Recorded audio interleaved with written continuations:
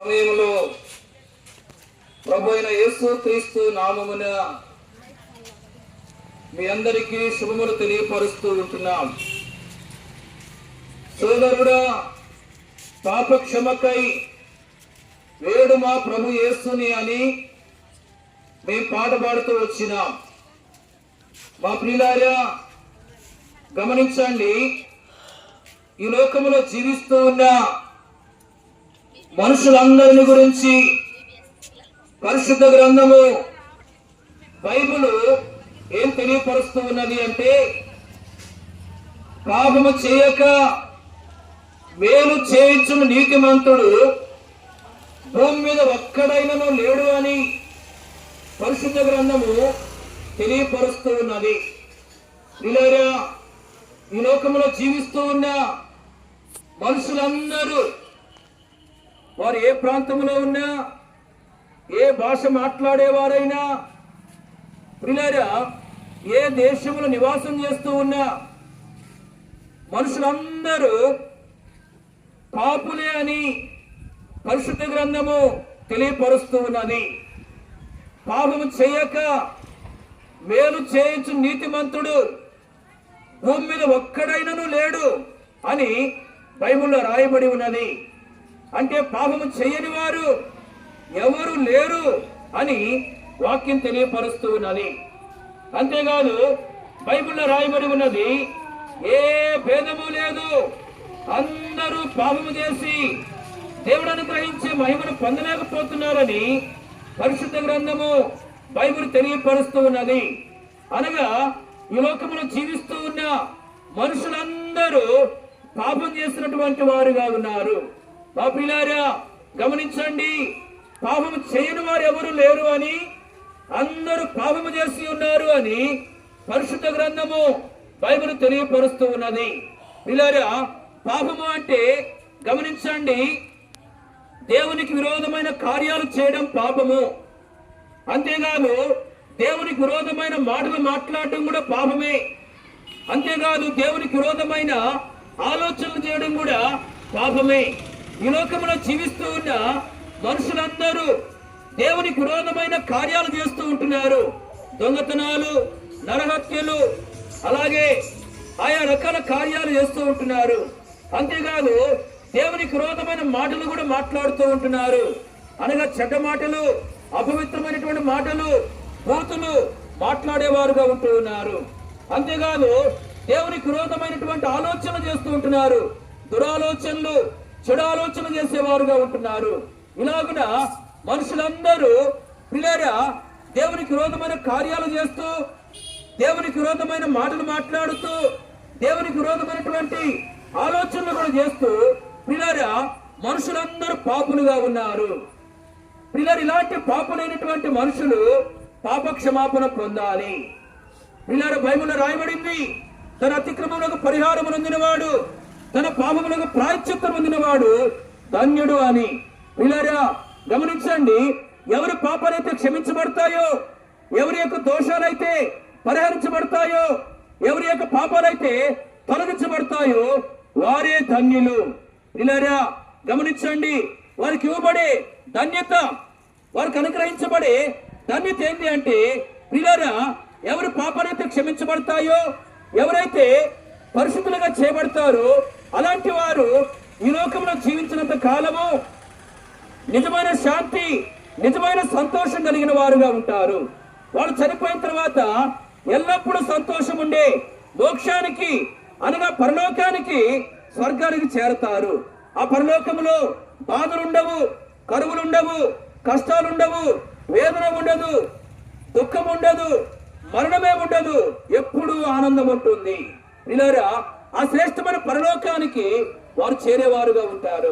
వీళ్ళని గమనించండి, మరి ఈ విధంగా మరి పాప క్షమాపణ పొందినటువంటి వారికి ధన్యత అనేది అనుగ్రహించబడుతుంది.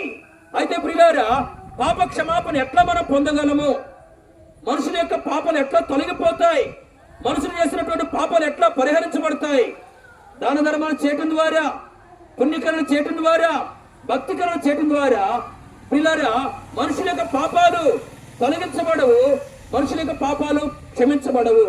పిల్లరా మరి పాపుల యొక్క పాపాలు పోవాలంటే ఒకటే మార్గము అదేంటంటే రక్తము చిందించబడాలి. రక్తము చిందించబడకుండా పాప క్షమాపణ కలగదు అని బైబిల్లో రాయబడింది. ప్రియులారా, పాపాలు క్షమించబడాలంటే రక్తము చిందించబడాలి. ఏ రక్తము? ఎడ్ల రక్తము, మేకల రక్తము, కోడల రక్తము, పొట్టల రక్తము, గొర్రెల రక్తము మానవుని యొక్క పాపాన్ని తీసివేయలేదు.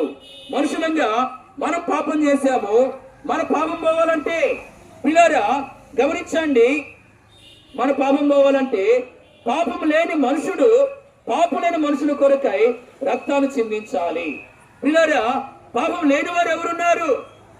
ఈ లోకంలో అందరూ పాపులే. కాబట్టి ప్రియులారా, దేవాది దేవుడే ఆ ప్రభువు యేసుక్రీస్తు వారి మనుషుడిగా ఈ లోకానికి రావాల్సి వచ్చింది. ప్రియులారా, యేసు ప్రభువు ఈ లోకానికి రాకముందు ఆయన పరలోకంలో ఉన్నాడు.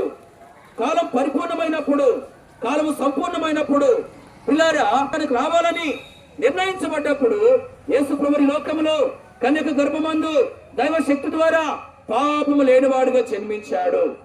పాపము లేనివాడుగానే యేసు ప్రభువు ఈ లోకంలో జీవించాడు. ప్రియులారా, యేసుక్రీస్తు ప్రభువారు మరి పాపము లేనివాడు, పాపం ఎరుగనివాడు, పాపుల్లో చేరక ప్రత్యేకంగా ఉన్నవాడు. ఆ యేసుక్రీస్తు ప్రభువారు ప్రియులారా పాపుల యొక్క పాపాలు తొలగించడానికి, పాపులను నీతిమంతులుగా చేయడానికి, పాపులను పరిశుద్ధులుగా చేయడానికి ప్రియులారా గొల్గొతా కొండపైన 2 కోయలు 3 మేకల మధ్యలో వేలాడుతూ వచ్చాడు. ప్రియులారా, పాపులమైన మన కొరకు యేసు ప్రభువు గాయపరచబడ్డాడు. యేసు ప్రభువు నలుకొట్టబడ్డాడు. యేసు ప్రభువారు తన సొగసుల స్వరూపాన్ని కోల్పోయాడు. చూడలేని వారిగా చేయబడుతూ వచ్చాడు. తన రక్తమంతా ఆఖరి బొట్టు వరకు చిందించి తన ప్రాణం అర్పిస్తూ వచ్చాడు. మా ప్రియులారా, యేసుక్రీస్తు ప్రభువారు ఆ కలువరి శిలువలో తన ప్రాణం అర్పించి సమాధి చేయబడి తిరిగి లేచిన వాడుగా ఉన్నాడు. తిరిగి లేచిన యేసు ప్రభువారు అనేకులు కనబడ్డాడు. అనేకులు చూస్తుండగా యేసుక్రీస్తు ప్రభువారు పరలోకానికి వెళ్ళాడు. పరలోకానికి వెళ్ళిన ప్రభు తిరిగి మళ్ళా ఒక దినం రాబోతూ ఉన్నాడు. మా ప్రియమైన అమ్మాయ్య గమనించండి, యేసు ప్రభువారు ఆ గొల్గొతా కొండపైన సిలువలో చిందించిన రక్తము ద్వారా ప్రతి మానవుని యొక్క పాపం తొలగిపోతుంది.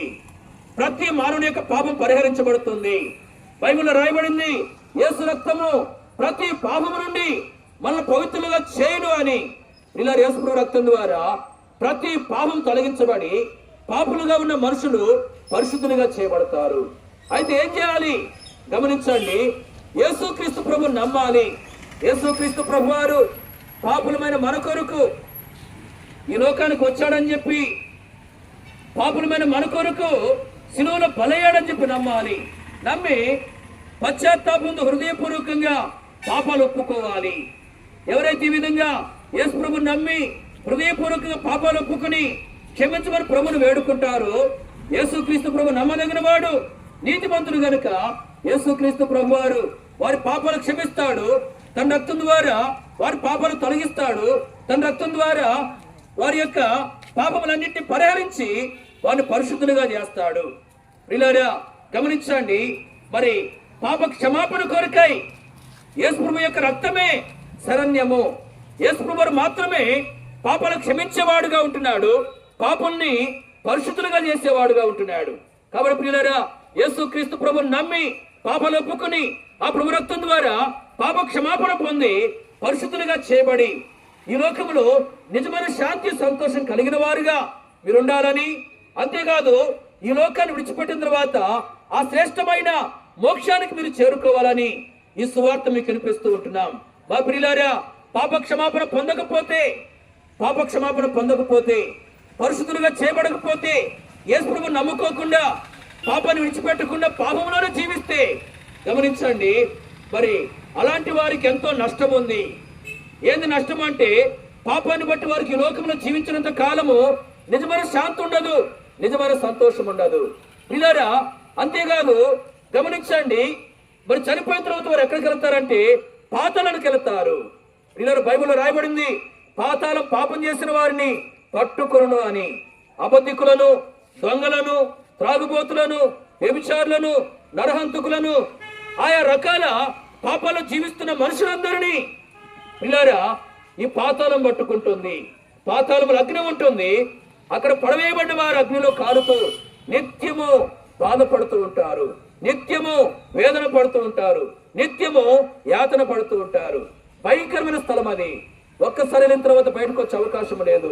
పాతాళానికి వెళ్ళిన వ్యక్తి మీద దేవుడు కూడా కనికరాన్ని చూపించాడు. నిత్యము బాధపడుతూనే ఉండాలి. ప్రియమైన అబ్బాయ్య, పాప క్షమాపణ పొందకపోతే ఎంతో నష్టం ఉంది. యేసు ప్రభువుని నమ్ముకుని పాప క్షమాపణ పొందితే ఎంతో ఆశీర్వాదం ఉంది. కాబట్టి ప్రియులారా గమనించండి, యేసు ప్రభువుని నమ్ముకుని పాప క్షమాపణ పొంది మీరందరూ ధన్యులుగా చేయబడాలని ఈ సువార్త మీకు వినిపిస్తూ ఉంటున్నాం. కాబట్టి యేసుక్రీస్తు ప్రభునందు విశ్వాసం ఉంచండి, అప్పుడు మీరు మీ ఇంటి వారు కూడా రక్షణ పొందుదురు. మా ప్రియులారా, ఇంకా ప్రభువైన యేసుక్రీస్తు వారి గురించి మీరు ఎక్కువగా తెలుసుకునే దాని కొరకు మనకు సమీపంలోని మన తుమ్మపూడి గ్రామంలోని మెయిన్ రోడ్ దగ్గరలోని ఆర్సిఎం స్కూల్ దగ్గర బేతనియ ప్రార్థనా మందిరం ఉన్నది. అక్కడ ప్రతి ఆదివారము ఉదయకాలము 7 గంటల నుండి 9:30 వరకు, 10:30 నుండి 1:30 వరకు దైవారాధన కార్యక్రమాలు జరిగించబడుతూ ఉంటున్నాయి. వారంలో కొడుకులు జరిగించబడుతూ ఉంటున్నాయి. దైవ సేవకులు కుటుంబంగా అక్కడ ఉంటున్నారు. మీ క్షేమం కొరకే ప్రార్థన చేస్తారు, మీకు దేవుని యొక్క వాక్యాన్ని అందిస్తారు. మీ అందరినీ ప్రేమతో ప్రభువైన యేసుక్రీస్తు నామములో ఆహ్వానిస్తూ ఉంటున్నాం. అంతేకాదు వచ్చే నెలలో అనగా అక్టోబర్ నెలలో 1, 2, 3 తారీఖుల్లో మరి ప్రత్యేకంగా VBS పరిచయం ఏర్పాటు చేయబడింది. పిల్లలైనటువంటి వారికి, యవనస్తులైనటువంటి వారికి మరి కొడుకులు ఏర్పాటు చేయబడ్డాయి. మీ అందరినీ ప్రేమతో ఆహ్వానిస్తూ ఉంటున్నాం. మీ అందరినీ ప్రేమతో ప్రభువైన యేసుక్రీస్తు నామములో ఆహ్వానిస్తూ ఉంటున్నాం. యవనస్తులైనటువంటి వారిని, పిల్లలైనటువంటి వారిని ప్రేమతో ఆహ్వానిస్తూ ఉంటున్నాం. పెద్దవాళ్ళు మీ పిల్లల్ని యవనస్తులు పంపించాలని ప్రభు పేరిట మీకు మనవి చేస్తూ ఉంటున్నాం. ఈ స్థలాన్ని విడిచి వెళ్ళక ముందు మీ క్షేమం కొరకు మేము ప్రార్థన చేస్తాం.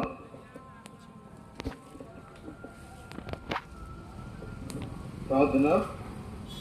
ప్రేమ నమ్మకం గల తండ్రి, జీవన ప్రభావ, జీవనపతి, మీకు స్తోత్రం మనం చేస్తున్నాము. ఈ గ్రామంలో ఈ వీధిలో ప్రత్యేకించి మరి చెప్పడం మాటలు దీవించండి, ఆశ్రయించండి. ఇతరుల కోసమే ఒక్కలైన రక్ష మానవ వస్తుంది. రాజ్యంలో సహాపడమని ప్రార్థిస్తూ పెడుతున్నాం తండ్రి. ఇక వీధిలో గ్రామంలో ఎవరైతే ఆ పనులు, వ్యాపారాలు మరి చేతి పని చేసుకుని జీవనోపాధి చేస్తున్నారో వారి కష్టాలను దీవించండి, ఆశ్రయించండి. ప్రభా వారి కుటుంబాలు పోషించండి. రోగస్తులు కొంతమంది నైనా వారి ప్రతి ఇంట్లో రోగమే ప్రభా కనిపించి మీ నామంలో నేను స్వస్థ కోరుతున్నాను. యేసు వారి నామంలో ఆ యొక్క రోగులు సమస్యను గమనించి మరి దూరపరచమని, ముట్టు స్వస్థ భావించమని ప్రార్థిస్తూ పడుకుంటూ నా గణతకి బలము కారుపిస్తూ ముందుకు వెళ్తున్నాము. మాకు సహాయపడమని యేసు వారి శ్రేష్టమైన నామంలో ప్రార్థించి పడుకుంటున్నాను తండ్రి. ఆమేన్.